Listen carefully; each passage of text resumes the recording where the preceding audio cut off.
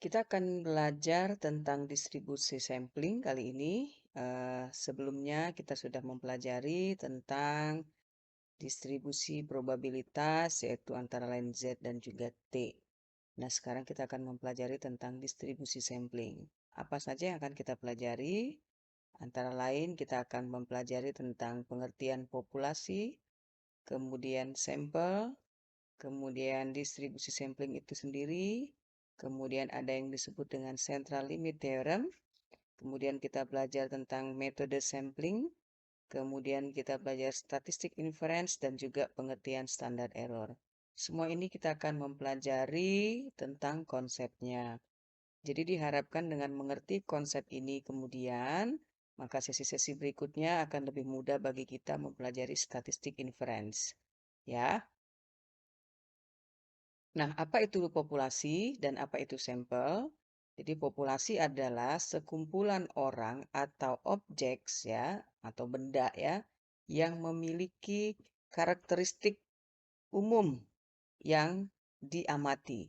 Ya, contohnya populasi itu adalah orang-orang, semua orang yang mendapat manfaat dari program kesehatan X misalnya. Nah, itu kita bisa sebut sebagai populasi atau seluruh orang tua yang ada di desa Y misalnya. Nah, itu populasi ya. Biasanya ada kata seluruh gitu untuk menyatakan bahwa itu merupakan populasi.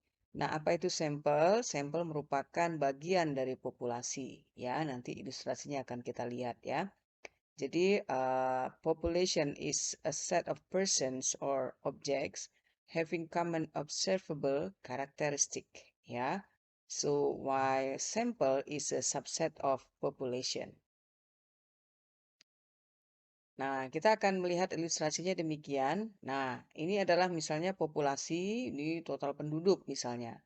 Nah, sampel adalah bagian dari total populasi. Ya, dicuplik tuh sedikit ya, diambil dan diharapkan sampel ini dapat mewakili populasi ini, ya. Nah, ini juga ada metode-metode ilmiahnya, ya. Nah, apa yang menjadi perbedaan antara populasi dan sampel? Pada minggu-minggu sebelumnya, kita yang bagian-bagian simbol sudah jelas ya, ketika kita mempelajari distribusi dan juga distribusi probabilitas ataupun pada saat kita melakukan analisis penyajian data deskriptif ya atau ukuran tengah yaitu ya. Jadi penyajian data atau penyimpulan data pada sesi-sesi yang sebelumnya. Nah, apa yang menjadi perbedaan antara populasi dan sampel adalah pada definisinya populasi merupakan sekumpulan orang atau objek yang memiliki karakteristik umum yang diamati, sedangkan sampel merupakan bagian dari populasi. Nah, karakteristiknya adalah kalau pada populasi disebut dengan parameter, sedangkan pada sampel disebut sebagai statistik. Jadi kalau kita bicara pada sampel, maka kita sebutnya sebagai statistiknya. Nah, simbol-simbol yang digunakan untuk melambangkan populasi itu biasanya huruf Yunani kapital, contohnya misalnya mu untuk rata-rata pada populasi, sigma untuk simpangan baku, dan n besar untuk jumlah populasi. Sedangkan pada sampel biasanya lambangnya atau simbolnya kita pakai huruf kecil miring. Contohnya untuk melambangkan rata-rata itu X bar miring. Simpangan baku itu S kecil miring. Jumlah sampel N kecil miring. Ya, jadi ini membedakan antara populasi dan sampel. Nah, ini teman-teman perlu perlu ketahui ya. Ini adalah simbol untuk populasi, sedangkan ini adalah simbol untuk sampel. Nah, apa saja alasan peneliti untuk menggunakan sampel? Kenapa sih mesti sampel? Kenapa kita tidak mengukur, eh, katakanlah mengukur seluruh yang ada pada populasi ini ya? Ini kita lihat nih, kenapa sih kita nggak melakukan pengukuran pada level populasi saja? Kenapa mesti diambil sampel? Nah, beberapa alasannya, ya memang kalau kita melakukan pengamatan atau pengukuran pada populasi itu biasanya memerlukan dana yang lebih besar. Karena kenapa? Karena itu populasi itu kan lebih banyak, ya, lebih banyak. Teman-teman bisa bayangkan kalau kita belajar demografi tentang sensus kemarin ya. Misalnya kita 250 juta orang populasi misalnya, populasi Indonesia, itu budgetnya wah luar biasa ya dana yang dibutuhkan untuk itu. Sehingga oleh karena itu sampel sangat penting sekali ya. eh, yang diharapkan memang pengambilan sampel dilakukan sedemikian rupa secara ilmiah sehingga dapat mewakili populasi ya. Dan waktu yang kita butuhkan lebih lama tentunya kalau kita melakukan pengamatan atau pengukuran bahkan atau penelitian terhadap populasi dan lain sebagainya ya. Dan lebih complicated lagi, waktu yang lama, dana yang lebih besar ya. Makanya kita perlu mengambil sampel. Sampel diharapkan dapat mengestimasi parameter kesehatan penting pada populasi ya. Jadi sebentar ya. Jadi ini ya. Jadi sampel diharapkan dapat mengestimasi parameter kesehatan pada level populasi. Oke, ya. Jadi ini harapan kita ke depannya gitu ya. Jadi nanti teman-teman sekalian akan memang terus mempelajari ini. Ada nanti besar sampel, kemudian kita akan belajar statistik inference secara mendalam. Nah, apa yang dimaksud dengan distribusi sampling? Nah, distribusi sampling adalah the set of values of sample means obtained from all possible sample of the same size from a given population. Jadi ini adalah satu kumpulan nilai, sekumpulan nilai dari mean sampel. Mean sampel ya. Sampel means itu rata-rata dari sampel yang diperoleh dari semua sampel yang memang mungkin kita ambil dari populasi, dari sebuah populasi ya. Kita akan lihat ilustrasinya, eh, contohnya ya, contohnya. Misalnya diilustrasikan pada penelitian dari Honolulu's Heart yang mengukur kadar gula darah pada laki-laki. Jadi populasi pada penelitian ini ya adalah sebesar 7.683 laki-laki. Ya, ini pada penelitian ini populasi ini adalah mereka yang ada laki-laki sebanyak 7.683. Nah, dari 7.683 ini diketahui bahwa rata-ratanya adalah 161,52. Rata-rata kadar gula darah ya. Rata-rata kadar gula darahnya 161,52. Kemudian, sorry, standar deviasinya adalah ini sigma ya, 58,15 untuk kadar gula darahnya. Kemudian, dan kedua parameter ini tentunya berasal dari kasus, yaitu 7.683 kasus. Oke, yang ada dalam penelitian Honolulu Heart, yaitu populasi. Ya, ini pada populasi. Misalnya, kita mengambil sampel dari 7.683 ini sebanyak 25 orang laki-laki ya. Ini kita ambil sampel, kita cuplik ya, seperti kita gambar yang saya tadi sampaikan sebelumnya yang kita cuplik dari populasi tersebut dengan rata-rata sampelnya adalah X bar dan standar deviasinya adalah S ya. Ya, ini ya, misalnya kita ngambil sampel sebanyak 25, cuplik nih 25 sampel secara random ya. Dan sampel ini memiliki rata-rata sampelnya sebagai X bar dan standar deviasinya adalah S. Nah, jika diulangi lagi dengan pengambilan sampel N sama dengan 25 secara random berkali-kali, misalnya katakanlah 10 atau 20 kali ya. Diambil 25, diambil lagi 25 secara acak ya. Maka kemudian dia akan membentuk sebuah distribusi yang baru lagi. Ya, distribusi seperti yang kita pelajari pada minggu lalu. Ya, jadi ada banyak distribusi normal, tapi distribusi normal standar itu satu ya, ada standarnya. Nah, ini dengan diambilnya N25, N sama dengan 25, maka akan membentuk distribusi yang baru lagi. Oke, dan ini disebut dengan rata-rata dari sampel. Oke, jadi pada pengambilan sampel pertama 25 ada rata-rata sampel 1. Pada kedua, rata-rata sampel kedua, maka dia membentuk distribusi. Oke, dia akan membentuk distribusi. Sebentar.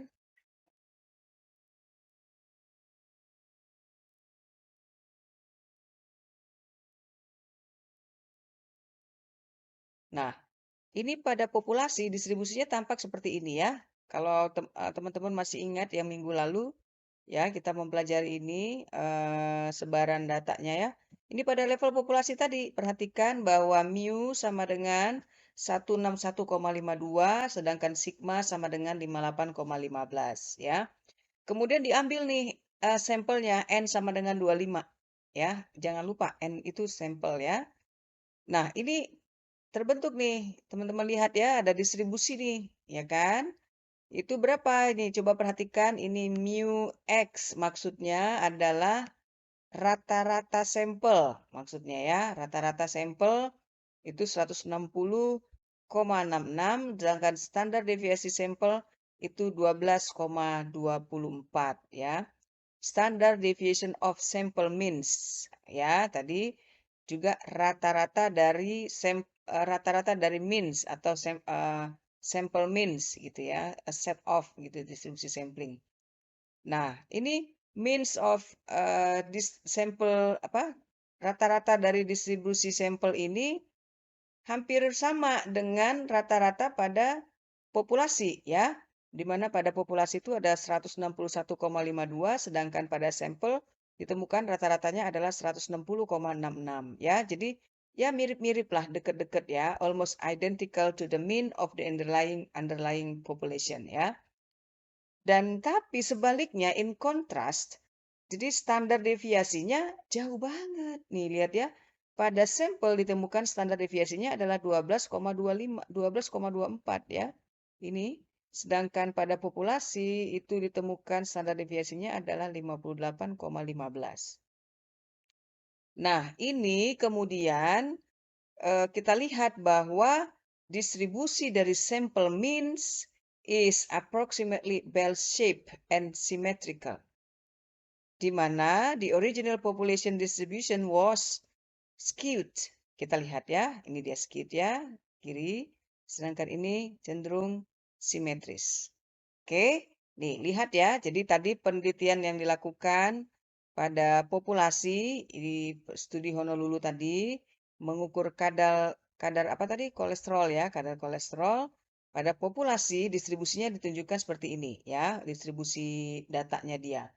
Dan ditemukan rata-ratanya adalah 161,52, standar deviasinya adalah 58,15 pada populasi ya, pada populasi. Sedangkan kemudian diambil sampel nih, kita coba ngambil sampel ya.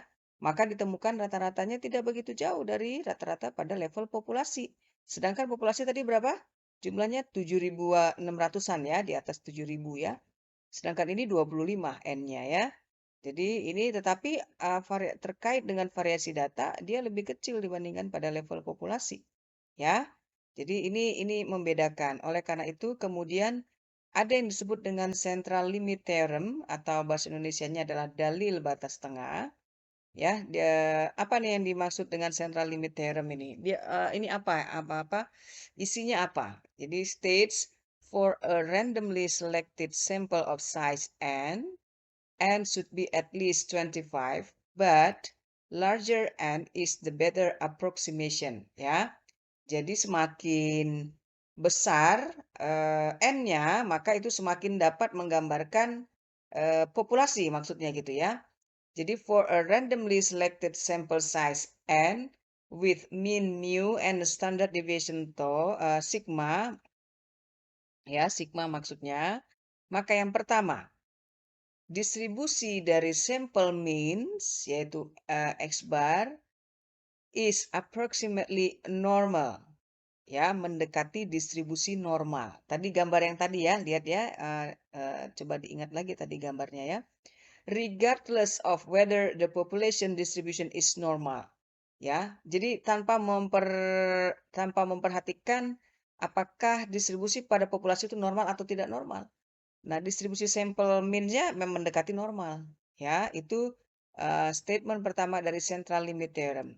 Yang kedua adalah the mean of the distribution of sample means ya is equal to the mean of the population distribution. Ya, kita lihat nih.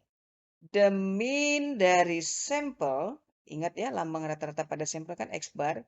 Mean dari sampel sama dengan mean pada populasi.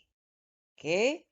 Ya, tadi kita lihat tuh contoh pada studi Honolulu memang mean-nya hampir mirip ya dengan diambil sampel dari populasi tersebut.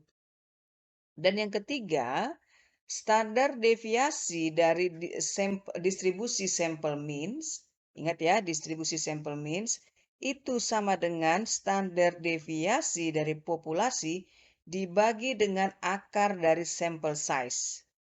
Inilah yang perhitungan untuk standar deviasi dari distribusi sampel means. Ini di dalam central limit theorem ya. Jadi tiga prinsip ini harus teman-teman ketahui. Apa saja prinsip central limit theorem ya. Nah, di mana ini rumus ini kemudian dikenal sebagai standar error of the mean. Ya, teman-teman waktu tugas hari kapan itu berapa minggu yang lalu akan mencari apa bedanya ya standar error dengan standar deviasi. Nah, makin ke sini nanti teman-teman akan lihat akan mengetahui apa perbedaannya. Semakin besar sampel, nilai standar deviasi akan semakin kecil. Ya, artinya kalau standar deviasi semakin kecil, data kita itu semakin mendekati nilai rata-rata, ya. Jadi semakin bagus dia, semakin besar sampel. Artinya semakin mewakili populasi. Oke, kalau standar deviasinya semakin kecil, gitu, ya. Jadi, nah apa yang dimaksud dengan standar error? Jadi kalau di ini standar error ini lambangnya SE ya, SE dari X rata-rata atau jadi ini merupakan salah satu ukuran variasi juga. Yang sebelumnya kan kita ada mempelajari ukuran variasi ya, varians ya, kemudian standar deviasi, tetapi bedanya adalah dia adalah ukuran variasi terhadap mean sampel, bukan terhadap pengamatan individual ya. Kalau yang kemarin itu pengamatan terhadap individualnya langsung gitu ya. Ada data X1, X2, X3, X4, maka diketahui standar deviasinya sekian misalnya. Nah, kalau standar error adalah ukuran variasi terhadap mean sampel, bukan terhadap pengamatan individu. Nah, ukuran statistik ini, standar error ini penting karena dia dapat dipakai untuk mengukur besarnya sampling error, ya. Nah, dalam kehidupan sehari-hari, standar deviasi pada tingkat populasi jarang sekali diketahui.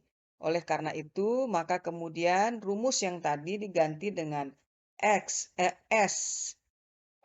standar deviasi sampel sama dengan eh, ini S dibagi standar deviasi dibagi akar N ya. Ini yang ini tadi ya, teman-teman ya. Nah, ini ya. Standard deviasi of distribution sample means ya. Ini kemudian diganti menjadi ini menjadi S. Ya, ini oke ya. Diganti menjadi S karena memang pada faktanya memang jarang diketahui standar deviasi pada tingkat populasi ya. Nah, ini estimated from a sample when sigma is unknown. Oke ya. Kemudian, karena dalil batas tengah atau central limit theorem menyatakan bahwa sampel means mendekati normal, sehingga sangat mungkin bagi kita untuk menghitung luas area di bawah kurva untuk distribusi normal sampel means. Masih ingat ya, luas area kurva normal kemarin ya, digunakan untuk mengetahui probabilitas terjadinya suatu kejadian yang berada di bawah area kurva tersebut ya. Jadi ini dengan adanya statement dari central limit theorem tadi bahwa sample means mendekati distribusi normal, sehingga kita juga dapat menghitung luas area di bawah kurva untuk distribusi normal sample means. Nah, dengan ini kita menghitung Z-score juga dan rumusnya adalah Z sama dengan X bar atau rata-rata sampel dikurang rata-rata pada populasi dibagi sigma per N ya. Nah, ini kira-kira untuk menghitung Z-score-nya.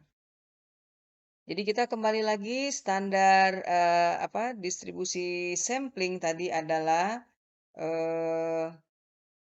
distribusi sampling kita kembali bahwa dia merupakan sekumpulan nilai sampel sekumpulan nilai rata-rata sampel yang diperoleh dari apa? Sampel yang mungkin diambil dari populasi ya, dari sampel-sampel yang diambil dari populasi. Ya, itu yang dimaksud dengan distribusi sampling.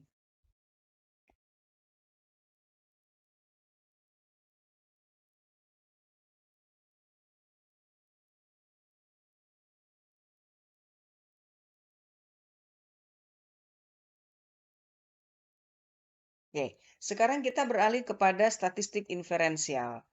Ya, statistik inferensial itu apa ya? Nah, statistik inferensial merupakan metode analisis yang digunakan untuk menganalisis, memprediksi, menarik kesimpulan dari data sampel terhadap populasi. Ya, jadi kalau kita gambarkan misalnya ini populasi ya, populasi. Lalu ada sampel. Oke.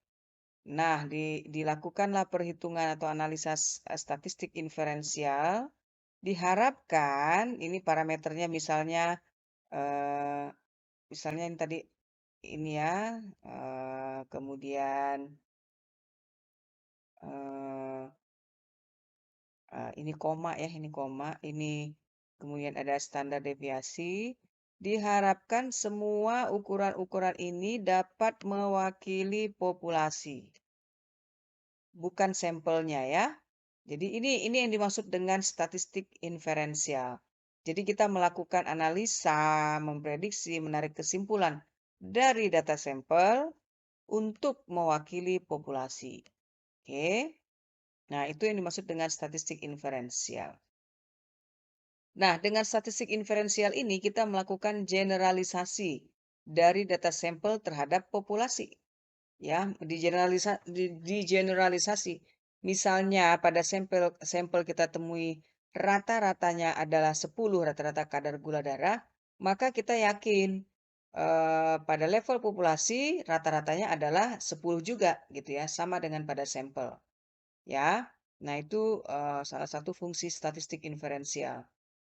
Generalisasi yang berhubungan dengan inferensia statistik atau statistik inferensial memiliki sifat tidak pasti karena memang apa kesimpulan yang kita buat itu kan berasal dari sampel ya.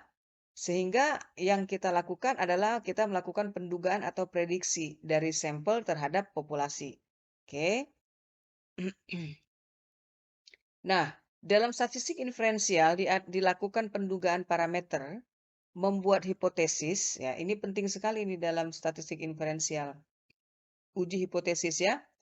Kemudian kita melakukan uji hipotesis sehingga sampai pada kesimpulan yang berlaku untuk umum. Maksudnya berlaku pada level populasi, gitu ya.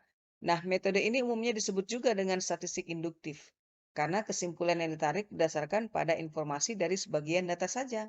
Ya, dari kita melakukan pengukuran pada sebagian data tetapi digunakan untuk menarik kesimpulan pada level lebih tinggi gitu ya, secara umum, secara besaran. Nah, pada pengambilan kesimpulan statistik inferensial ini memungkinkan bagi kita untuk terjadi kesalahan pada pengambilan keputusan karena memang berasal dari sampel atau sebagian data saja gitu ya. Sehingga maka diperlukan teori peluang dalam melakukan metode statistik inferensial. Nanti ke depan teman-teman akan tahu teori peluang seperti apa sih yang akan digunakan dalam membuat kesimpulan menggunakan statistik inferensial ya.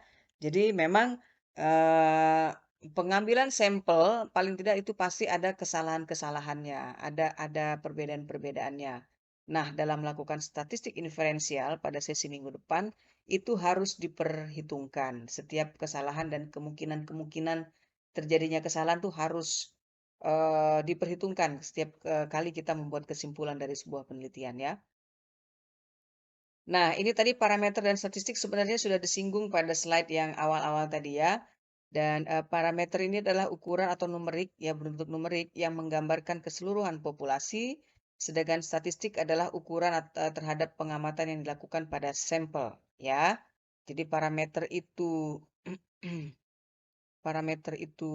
pada level populasi, statistik itu pada sampel.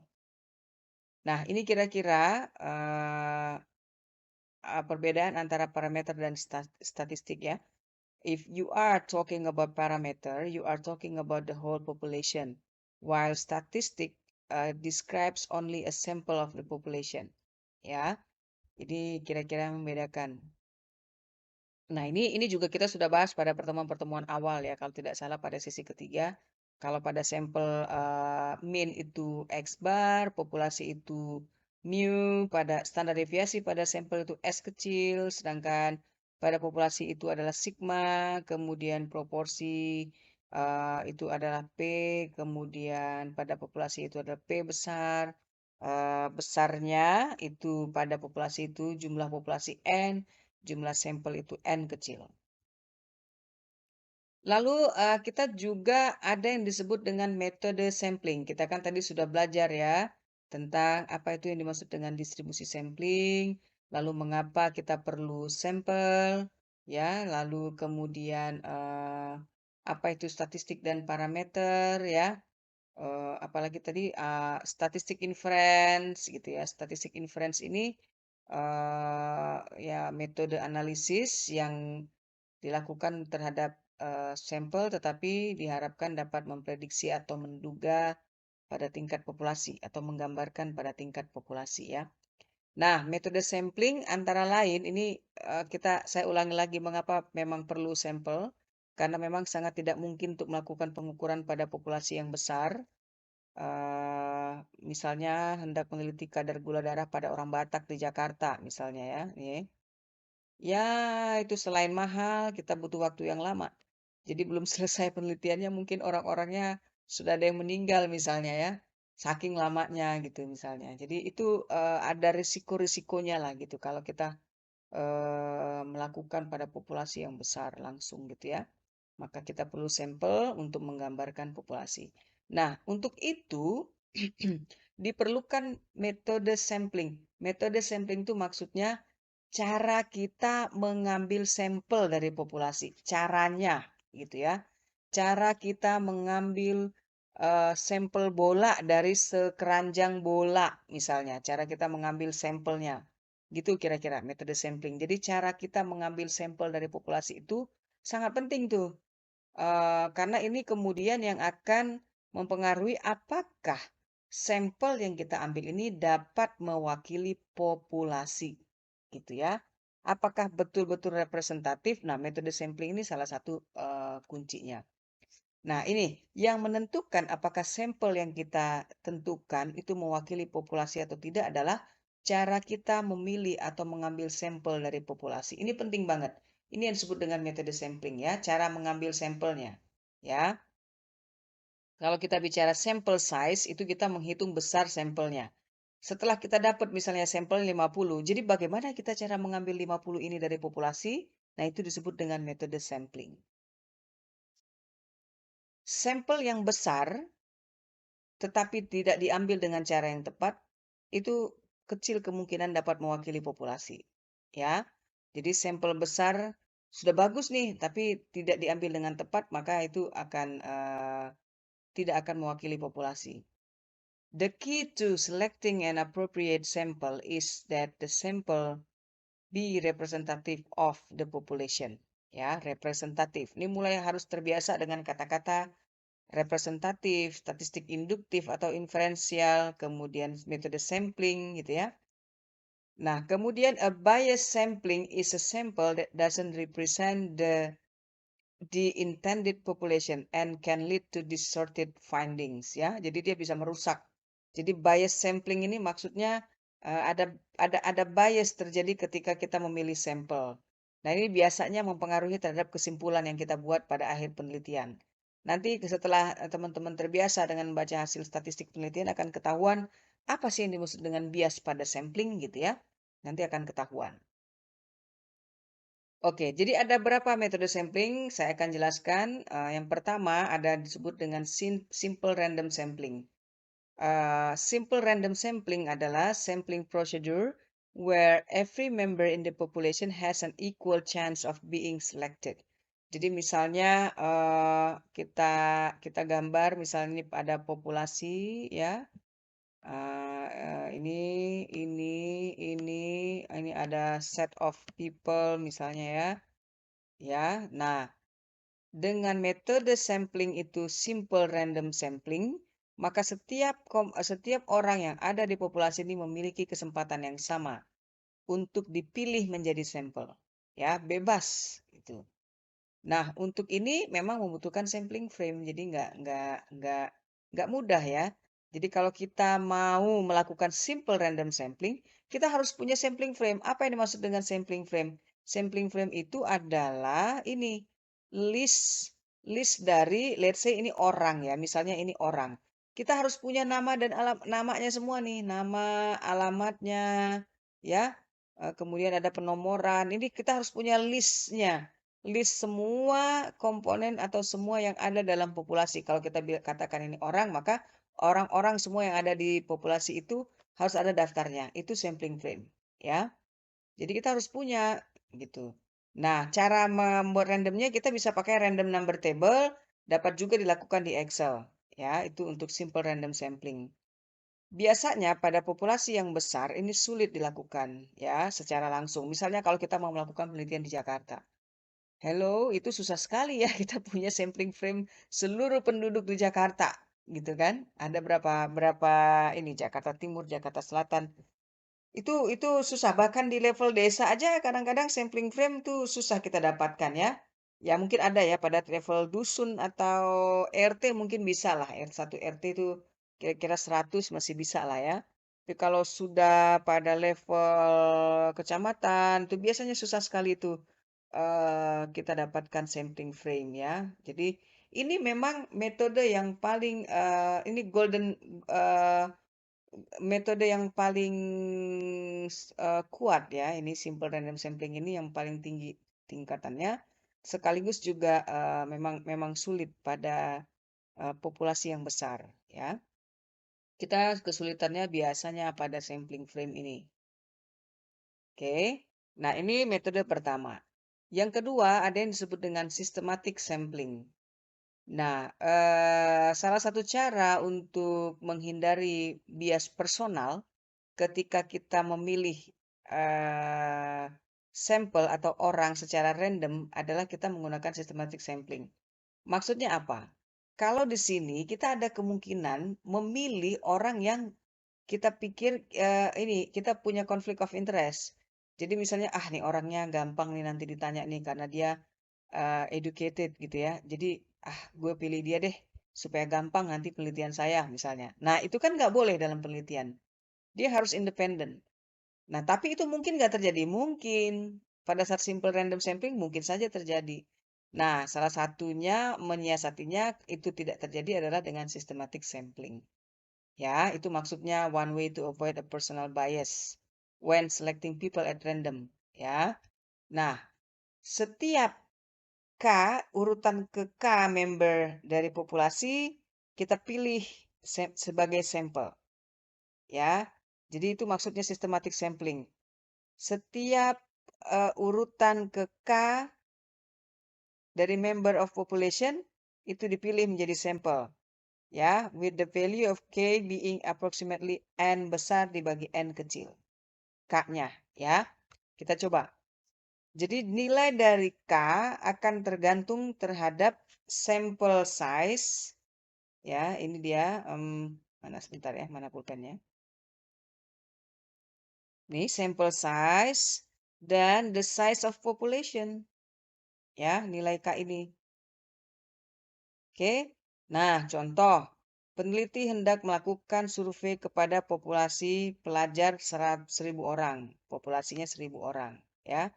Dan dia pengen ambil sampel 100 orang. Ya, dia maunya ambil sampel 100 orang. Nah, K-nya adalah 1.000 dibagi 100. Yaitu sama dengan 10. Nah, dari sampling frame ini kembali, ini perlu sampling frame ya. Systematic sampling masih perlu sampling frame. Ya, listingnya ini kita urutkan. Ini misalnya, ini kan ada 1.000 kan, 1.000. Nah, harus ada 1.000 nih daftar orang yang ada pada populasi tersebut ya.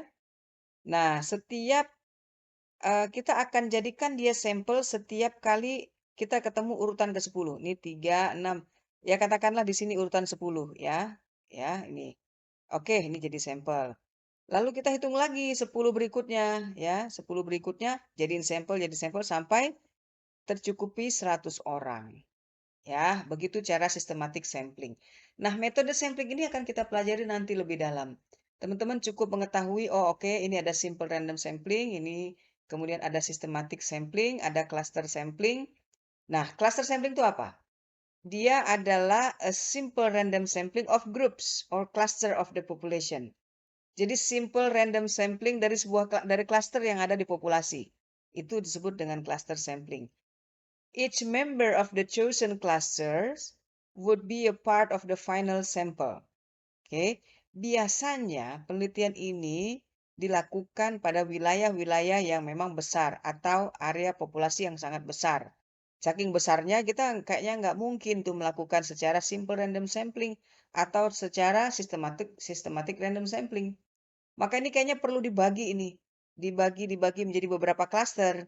Bisa juga misalnya klaster kita per kecamatan. Kalau kita lihat ya, kalau di wilayah-wilayah kita nih dalam kehidupan kita sehari-hari, misalnya dalam satu eh, kabupaten ya, kabupaten misalnya. Itu kan luas sekali kalau kita melakukan penelitian di tingkat kabupaten. Oh ya udah deh, kita nggak mungkin nih punya sampling frame semua penduduk kabupaten ini. Ya udah, kita membuat klaster saja misalnya. Klasternya adalah kecamatan-kecamatan yang ada di dalam satu kabupaten misalnya ya. Nah, itu kira-kira itu yang dimaksud dengan klaster. Nah, misalnya peneliti hendak meneliti di mall dengan menggunakan cluster sampling. Nah, klaster dalam penelitian ini adalah toko yang ada di mall. Ceritanya, peneliti ini mau melihat apa ya tingkat kepuasan terhadap barang yang ada di mall gitu ya. Klaster dalam penelitian ini adalah toko yang ada di mall. Nah, peneliti memilih klasternya secara random.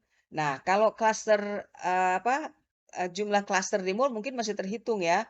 Katakanlah mungkin ada kalau mallnya sedang ya ada 50 sampai 100 misalnya. 150 sampai 100 toko kan pasti yang punya mall punya dong daftarnya kan. Nah, itu kemudian kita pilih secara random toko-toko yang ada di mall itu. Setelah dipilih, maka kita mengambil sampel dari toko itu. Jadi setiap pengunjung yang datang ke toko itu kita wawancarai apakah puas terhadap produk-produk dari mall tersebut. Gitu ya. Jadi ini karena besar kayaknya nggak mungkin deh gitu kan.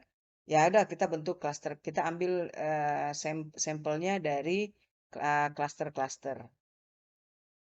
Metode ini umumnya dipakai pada populasi yang besar, misalnya pada tingkat provinsi atau kabupaten. Maka itu kita perlu klaster-klaster ya. Pada level provinsi misalnya, ya kita ambil klaster kabupaten-kabupaten yang ada dalam provinsi kita pilih gitu. Itu maksudnya ke cluster sampling. Kemudian ada yang disebut dengan stratifikasi sampling ya. Stratified sampling is obtained by dividing the population into strata dan randomly sampling from each strata. Jadi kita bagi menjadi strata dan di setiap strata kita mengambil sampel secara random ya.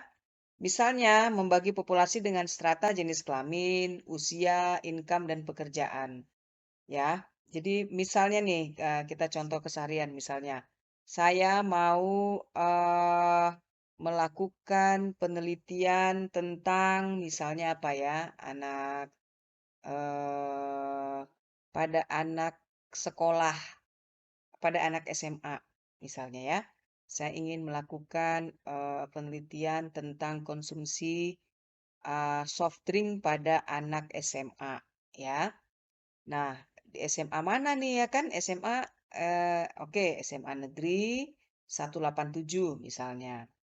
Nah, kemudian ini anak SMA 187 ini kan kelas 1, kelas 2, kelas 3 masing-masing grade maksudnya masing-masing tingkatan itu ada 6 sampai 7 kelas misalnya. Ini caranya gimana gitu kan? Nah, itu kita ambil berdasarkan strata. Misalnya, yang strata satu kita pilih, maksudnya strata strata ini kita buat berdasarkan kelas berarti, gitu kan? Kelas 1, kelas 2 dan kelas 3. Pada kelas 1 misalnya itu kita pilih secara random, misalnya kelas 1A, 1B, 1C, sampai F ya, gitu ya. Nanti dipilih, kemudian pada kelas 2 nanti dipilih, pada kelas 3 nanti dipilih. Jadi nanti pada setiap strata ini kemudian kita pilih. Atau saya pengen meneliti apa lagi ya contohnya ya, stratifikasi.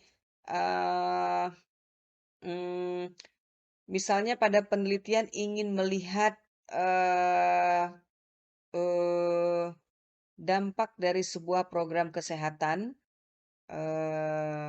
di satu populasi, ya. Nah, kita pengen melihat bagaimana dampaknya pada perempuan dan laki-laki. Nah, kita pembuat program ini akan melakukan evaluasi, tetapi ingin membuat stratifikasi berdasarkan jenis kelamin, di mana mereka pengen sampelnya 70% adalah perempuan, 30% adalah laki-laki. Maka kemudian kita melakukan stratifikasi sampel berdasarkan jenis kelamin, ya, laki-laki berapa, perempuan berapa. Nah, biasanya begini stratifikasi itu berdasarkan kelamin, berdasarkan usia, berdasarkan income, dan juga berdasarkan pekerjaan. Nah, dari sini kemudian ada sampling error. Apakah sampling error itu? Sampling error ini terjadi ketika hasil pengukuran di sampel berbeda terhadap hasil pengukuran pada tingkat populasi. Jadi ada perbedaan hasil ukur pada sampel dengan pada populasi. Nah, ini merupakan akibat dari proses pengambilan sampel tadi. Selecting sample that is not a perfect match to the entire population. Nggak pas ya. Jadi ketika kita melakukan metode sampling tadi ada yang nggak pasnya gitu. Jadi itu yang disebut dengan sampling error. Ya, karena memang pada populasi itu jarang diukur ya, ukuran-ukuran pada populasi seperti standar deviasi ya kan. Oh, karena memang terlalu besar, jadi itu memang jarang sekali dilakukan pengukuran standar deviasi pada populasi dan juga rata-rata pada populasi ya. Hampir semua itu dilakukan pada tingkatan sampel ya. Maka karena memang pada populasi itu jarang dilakukan pengukurannya, maka sampling error juga tidak bisa secara langsung dihitung. Ya, ini sampling error ini, tetapi dengan statistik inferensial nanti dapat diketahui probabilitas besarnya sampling error dalam penelitian, ya. Jadi ini kata kuncinya nih, ada probabilitas besarnya sampling error dalam penelitian. Nanti kita akan menggunakan statistik inferensial, ya. Nah, ini salah satu cara untuk mengurangi sampling error adalah dengan meningkatkan besar sampel, meningkatkan besar sampel ya. Semakin besar sampel, maka sampling error akan semakin kecil. Oke. Jadi ini hubungannya dengan sampling error dengan sample size ya. Demikian dulu untuk sesi kita kali ini. Saya akan bagikan slide ini lewat Kak Pian, dan jika ada yang akan didiskusikan, kita bisa diskusikan setengah jam pertama pada kelas kita minggu depan. Terima kasih.